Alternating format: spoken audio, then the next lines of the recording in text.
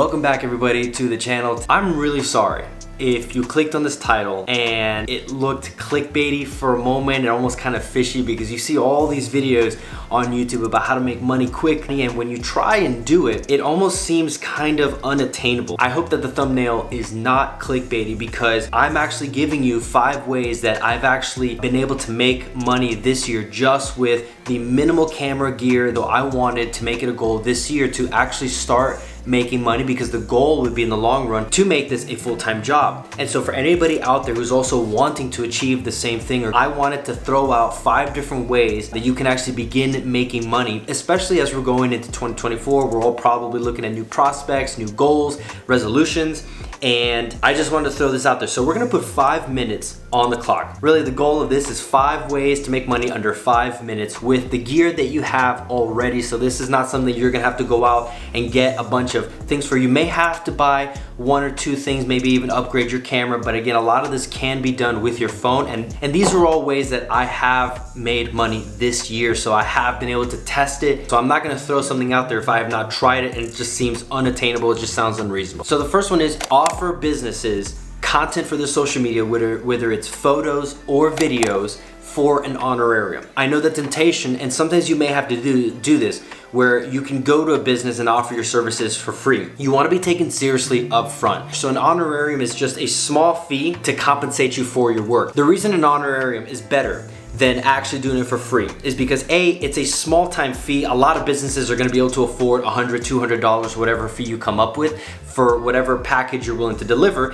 It makes you look professional, but at the same time lets people know that you're getting started. You're not gonna give them cheap and low grade quality kind of content. You're gonna put your all into it, but at the same time, you need a little bit of compensation. So it just makes you look a little bit more professional. And it's very appealing, because what business is not gonna wanna test you out or get some content for literally next to nothing? $100 these days for these businesses is pretty much nothing. So that's the first way I would go about it. Now, before you get to that point, get practice under your belt on your own. Go out and do some shoots. I have a lot of videos and shorts talking about that, but you need to have stuff on social media. The reason I was able to actually get these businesses to actually agree to a small honorarium of $100, $150 for every 10 photos is because they were actually able to look on my social media and they liked the content that I was putting out. So they'll take you a little more seriously. Aside from the small price that you're charging, they'll see that you've actually been putting in some work. The second point, and this one kind of happened accidentally for me. I have a friend who's actually getting into making knives, forging, things like that. I asked him to go out and join him for about 2-3 hours just taking photos. I said, I'm just gonna give it to you for free. I'm gonna give you 10-15 photos, but it was practice for me. Again, back to the first point, I just want to get exposed to that world so I can market to that industry. In the process, I decided, let me just get some additional footage for myself. Now, what happened in the end, it was very successful. I ended up even putting together a almost 2-minute video of, it was essentially a promotional video. Now, this guy that I was taking photos for, he actually is starting his own business. What ended up happening was I actually put together a promo video unknowingly for him. He asked me for the rights for it, and I said, look, for a small honorarium, $100, I'll slap your logo on there, it's yours.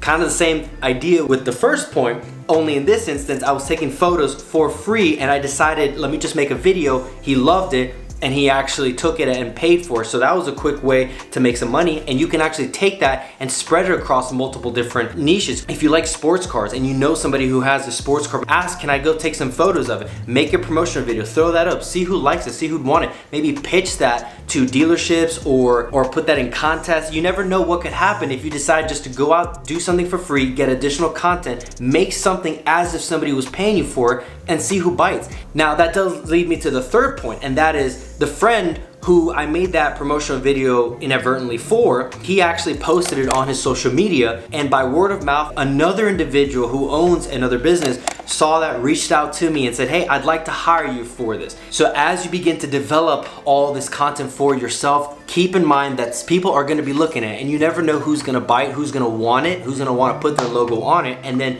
by word of mouth, that could actually spread across into other opportunities where people may wanna take advantage of your services because you did a pretty good job. Try and do multiple things at once. If you're trying to learn the art of photography, learning social media branding, videography, editing, whatever it is, do the best that you can and do it in a way that's marketable. The best case scenario would be that somebody ends up hiring you for several jobs and you can make an income, you can make a living, a part-time job doing what you enjoy, all because you decided to put your all into it with the prospect of somebody else possibly wanting to pay for this. The fourth point, and this one, approach with caution. This year, there's a company that I work for that I'm trying to get out of one industry and actually trying to promote myself and skill set for making promotional content.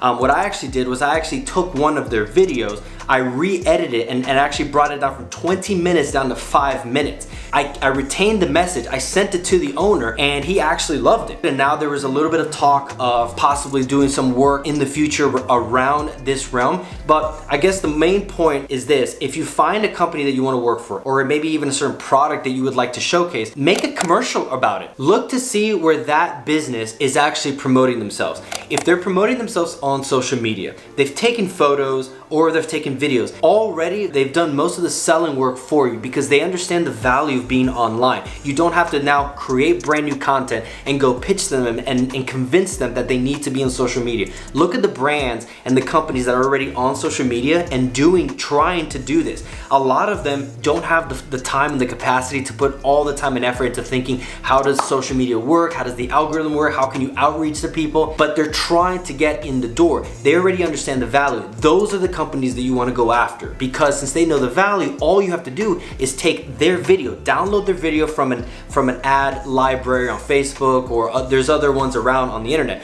but download their content that they've already put on there and make it better. Add your twist, then pitch it back to them. Now, don't go off and post it online. You may run into some copyright issues. You don't want to get in trouble doing that. And now the fifth way to make money. Now, this one I'm still working on, but all those 4 points that I mentioned earlier can be documented. Show off the process of how you did something. This whole past year, my goal has been to understand as best I can in a year everything about my camera, how does social media work, how does YouTube interact with audiences, Instagram, how does it outreach to people. So the fifth point is grow your social media by showcasing how you're achieving certain compositions, how you're making certain edits. Share with your audience what you're learning along the way. Grow your social media, because at some point, you never know who's watching, who's gonna be reaching out and loving a certain video that you made and asking you to replicate the same thing with your product in view. And I think that I blew past the 5-minute mark.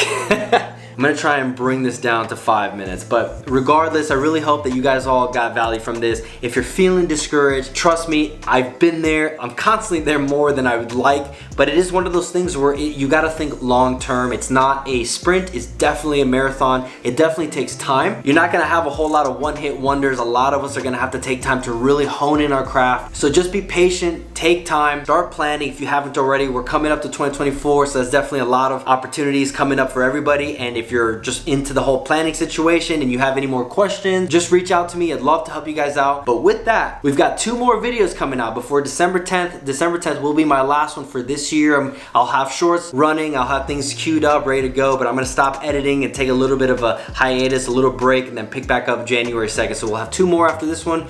Thank you guys so much for watching. Thank you for your support. We'll see you guys in the next video, and go tell a story.